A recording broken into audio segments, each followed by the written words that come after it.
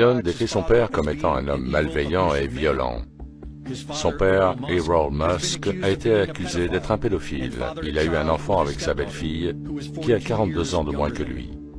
Ce petit raté gâté et narcissique, fils d'un pédophile présumé, veut mettre des puces électroniques dans le cerveau de tout le monde pour que nous puissions fusionner avec l'intelligence artificielle. La culture populaire a présenté Elon Musk comme une sorte de génie excentrique d'envergure, au début humble. Mais cela est manifestement faux. Elon Musk est né en Afrique du Sud, où il prétend avoir grandi dans l'extrême pauvreté. Mais sa famille possédait une mine d'émeraudes. À l'adolescence, Elon échangeait des émeraudes contre du cash à New York City, et son père se vantait qu'ils avaient tellement d'argent qu'ils ne pouvaient plus fermer leur coffre.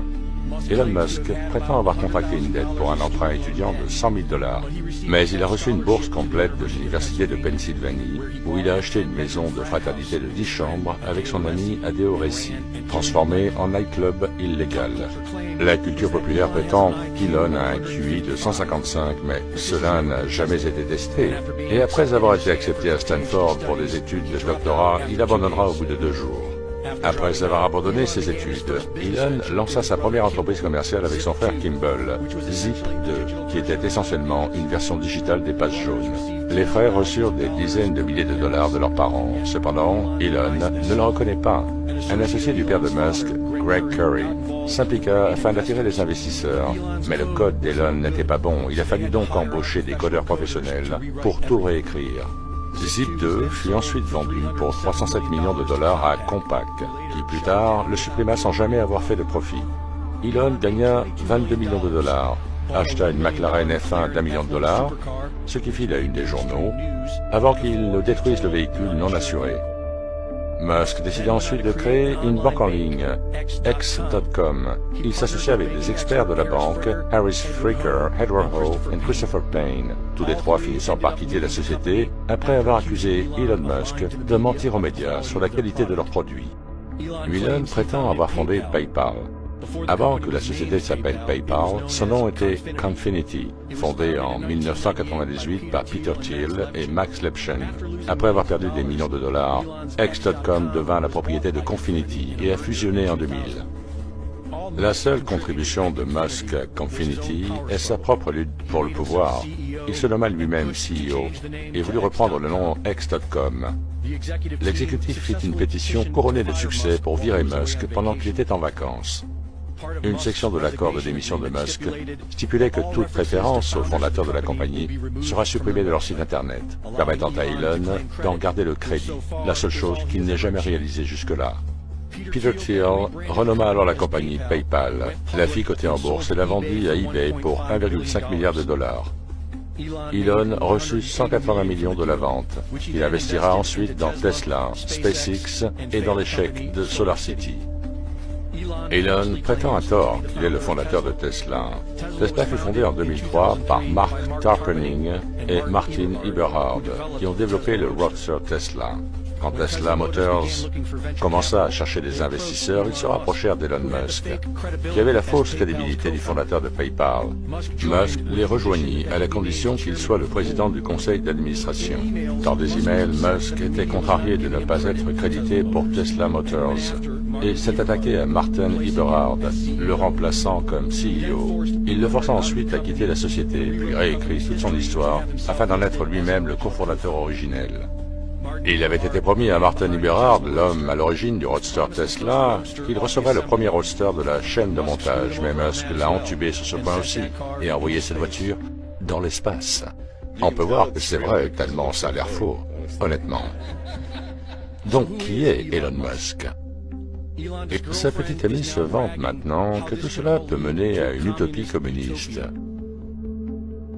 Et curieusement, l'ancien nazi et directeur de la NASA, Werner von Braun, a prédit qu'un homme appelé Elon conquerrait Mars dans le roman qu'il a écrit en 1952. Ce qui est étrange, car la NASA s'est associée à SpaceX pour travailler à la colonisation de Mars. Elon Musk, comme tout ce qui existe dans la société moderne d'aujourd'hui, est une fraude, un faux génie, tout comme le faux philanthrope Bill Gates et ses faux vaccins, qui vous sont présentés par les fausses nouvelles. Voici un conseil de pro pour traiter avec les médias grand public et toute la culture populaire. Supposez que c'est un mensonge et recherchez tout. C'était Greg Reese pour Infowars.com. Bon, cette vidéo de Greg Reese que vous venez de voir, dont je précise qu'il représente l'opposition contrôlée, dans la mesure où il fait partie de l'équipe Infowars, la marque commerciale d'Alex Jones, est incomplète. Il faut d'abord préciser qu'Elon Musk est juif par sa mère, May Musk, née Haldeman, dont je vous laisse apprécier l'excentricité satanique sur ces images. Telle mère, tel fils, pourrait-on dire, car le petit Elon aime aussi les attributs du diable. On le voit ici à une soirée Halloween en octobre dernier, portant un costume de Baphomet. Cet homme qui fait croire aux naïfs que SpaceX et Starlink sont une réalité de l'espace intersidéral, alors qu'il ne s'agit que de CGI pour l'un et de ballons à hélium pour l'autre. Et j'en veux pour preuve ces deux vidéos ITV que je vous propose de voir ou de revoir. Cet homme, donc, vient de racheter Twitter pour 44 milliards de dollars, sous la bannière du free speech, et tous les fanboys de se réjouir du retour de la liberté d'expression sur ce réseau social qui n'est qu'un outil de contrôle digital des masses, et qui va le devenir davantage, si l'on en croit ce qu'a déclaré Musk au sujet de Twitter. Je veux rendre Twitter meilleur que jamais en améliorant le produit avec de nouvelles fonctionnalités, en rendant les algorithmes open source pour augmenter la confiance, en battant les robots spammers et en authentifiant tous les humains. En authentifiant tous les humains, tiens, ne serait-ce pas là l'identité numérique unique tant souhaitée par les contrôleurs? Ce tatouage digital assigné à chaque être humain sans lequel il ne pourra plus rien faire? Et en premier lieu, aller sur Internet de manière anonyme? Et si l'on ajoute l'implant cérébral Neuralink, grand délire transhumaniste du petit Elon, il n'y aura finalement plus d'êtres humains, mais des humanoïdes complètement décérébrés et contrôlés. Inutile de vous dire que les 44 milliards de dollars ne viennent pas de sa poche. Ce bouffon high-tech n'est qu'un frontman, un faux prophète, qui sert à faire avancer l'agenda du nouvel ordre mondial, tout comme les Mark Zuckerberg, les Jeff Bezos, les Bill Gates et autres dirigeants de Google. Cet argent vient très probablement des banquiers juifs de la City de Londres. Les liens de Musk avec Israël et les juifs puissants ne datent pas d'hier. Les relations étroites de Tesla avec la technologie israélienne remontent à de nombreuses années. Et cette technologie de conduite autonome est 100% juive, provenant de la société israélienne Mobileye. Musk a des contacts étroits et de haut niveau en Israël, ayant rencontré Netanyahou dans sa résidence privée à plus d'une occasion. On peut aussi ajouter qu'en 2008, Musk était un jeune leader global du Forum économique mondial. Bien que Musk soit déterminé à faire disparaître cette information d'Internet, le fait qu'il ait été affilié au Forum économique mondial ne devrait pas être une surprise. Musk partage de nombreux objectifs néfastes de Klaus Schwab, juif lui-même, notamment l'implantation de micropuces dans les enfants et de puces dans les cerveaux humains. En conclusion, les amis, je dirais que le fruit ne tombe jamais très loin de son arbre.